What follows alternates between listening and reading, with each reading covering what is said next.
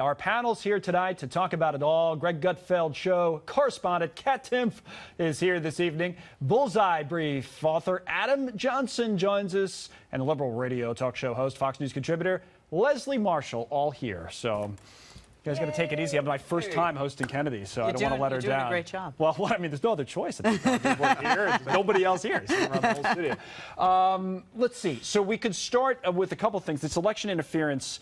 The president had been criticized so much, Kat, for not doing enough.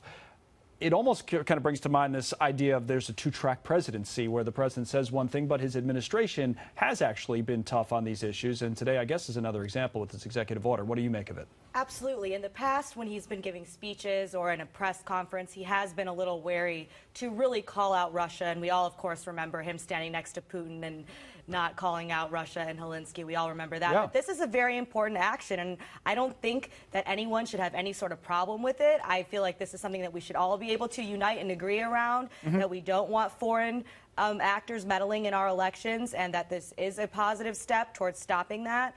We should all be able to unite around this as a positive thing that the president did today. Except that you got to remember, the liberals are going to pick him apart for anything he says, even if he makes a step in the right direction. You know, I mean, if he puts his right hand out, they'll say you should shake with your left hand. If he puts a left, you know, I mean, unfortunately that's the world we live in. But you're right. It seems so obvious. Just do it, and he did it. Well, let's be the liberal here on the panel. Go, raise your hand. And unless, yes, thank you. Wait, is this the outnumbered show? That's tomorrow. Right.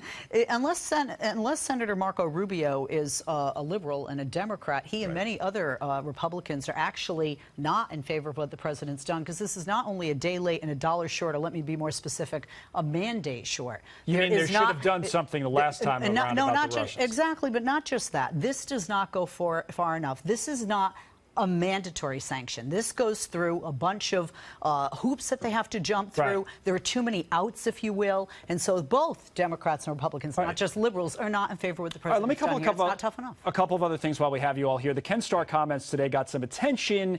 He did say, Adam, that even though he claims the president can be indicted, that not right now under current Justice Department guidelines, which we know. He just feels that a president should be able to be indicted. I don't know if this moves the needle on anything. What do you think? No, I don't think it does. And the fact that Mueller hasn't been able to drum up anything specific to make it stick to the president in 2 years tells you they're going to have an awfully hard time doing it. Right. They need to just move on with this whole thing. I'm sorry. She's shaking her head, this Leslie. I know. I'm sorry. I have to shake my head, because if you want the truth, you shouldn't have a time limit. That we, the American people, freedom, democracy, and truth are owed that. The Watergate, it took over 2 years. But Ken Starr is right. If you look at the Constitution, it's really unclear. It depends on who you ask. I think that is something that has to be cleared up. And as Ken Starr said, there were two presidencies, both Nixon and Clinton, in which they didn't indict. But once a president leaves office, all bets are off. Right. No, we've known that all along. Those are what the guidelines apply to a president in office. All right, before we wrap it up, just a quick word on politics. We'll start with you, Kat, on this, because even some big-time Republicans, Mitch McConnell comes to mind, are